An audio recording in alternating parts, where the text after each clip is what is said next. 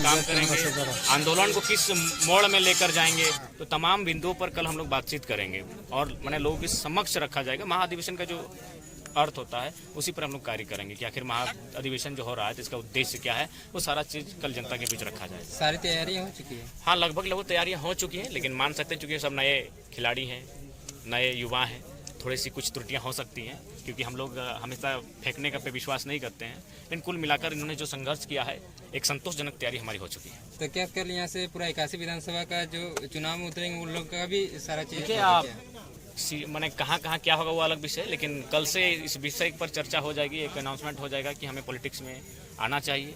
यदि आना चाहिए तो किन उद्देश्यों के साथ आना चाहिए, हमारे पास क्या विकल्प है, हम किस प्रकार से रोड मैप बना के आएंगे, और नहीं आना चाहिए तो क्यों नहीं आना चाहिए। कुल मिलाकर जनता के सामने, जनता की हुंकार के सामने, जनता के समर्थन के सामने, उनके प्रेम आशीर्वाद के सामने कल सारी चीज़ें सामने आएंगी। लोगों से भी अपने विचार लाने का भी बात किया था, क्या यहाँ पर जिस तरह से सभा होता था उस तरह से होगा या लोग अपना विचार रखेंगे? नहीं, तमाम लोग कल सभा जैसा नहीं, कल हम लोग उद्देश्य पर बात होगी, संकल्प पे बात होगी, हम विकल्प बनकर आए उस पर बात होगी, माने कुछ कल विशेष बातें होंगी और सबके सामने होंगी, और लिहाजा तमाम social media, digital media, print media सभी को सादर आमंत्रित हैं। कुछ लोग बात ऐसा कर रहे थे कि जो हमें जयरामदान ने नहीं बुलाया है, हम कैसे जाएंगे, हमें न्योता नहीं मिला या हमारे पास कॉल नहीं आया। उसके लिए हम सोशल मीडिया के माध्यम से उन्हें निवेदन करना चाहेंगे। मानते हैं हम लोग भी इंसान हैं, और अभी अगर आपके सामने फ़ोन रखे तो हमको लगता है प्रति सेकंड एक फ़ोन आता है, तो ऐसी परिस्थिति में संभव नहीं है। और अगर आपको लग रहा है मजाक कि हम लोग पहले बोले हम लोग फेंका फेंकी नहीं जानते हैं, तो आई थिंक आप देख सकते हैं 2746 को मैसेज है।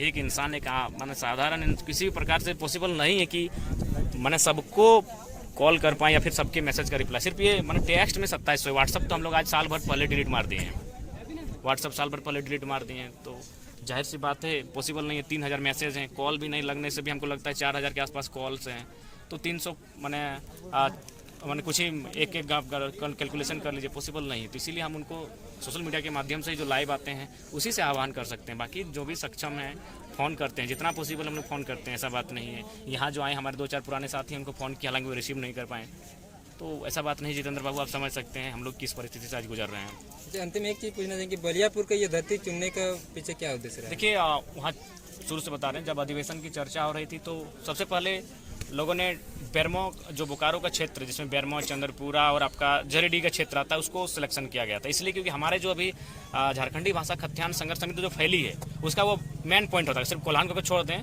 तो बाकी जो अगर चारों तरफ मिला ले, रामगढ़ में हम लोग हैं, बिशुनगढ़ में है, मांडू हजारीबाग का क्षेत्र है, धनबाद बोकारो में, और गिरिडीह का ये जो पारासनाथ का हिस्सा है बगोदर है, उसमें हम लोग हैं। तो उस हिसाब से जो मेन पॉइंट वो बोकारो पड़ रहा था। लेकिन फिर हमारे साथियों ने कहा नहीं, चूँकि लड़ाई एक नई विचारधारा की है तो पूरा पुनः 50 साल होने को है, विनोद बाबू की विचारधारा को फिर से गांव-गांव तक ले जाने का प्रयास करना है, पढ़ो और लड़ो को। और आखिर लड़ने के लिए इसीलिए कहा गया था, जब अधिकार पे संकट आएगा, जब माटी की सम्मान पे संकट आएगा, तो इसीलिए विनोद बाबू की विचारधारा, हालांकि पूरे झारखंड में उनका प्रचार प्रसार है, लेकिन उनका जो उद्गम है यही बलियापुर की माटी है। यहाँ के कण कण में, यहाँ के जर्रे जर्रे में, यहाँ के रग रग में उनकी विचारधारा है। तो उन्हीं की विचारधारा को समर्पित होकर इस स्थान का चयन किया गया। धन्यवाद।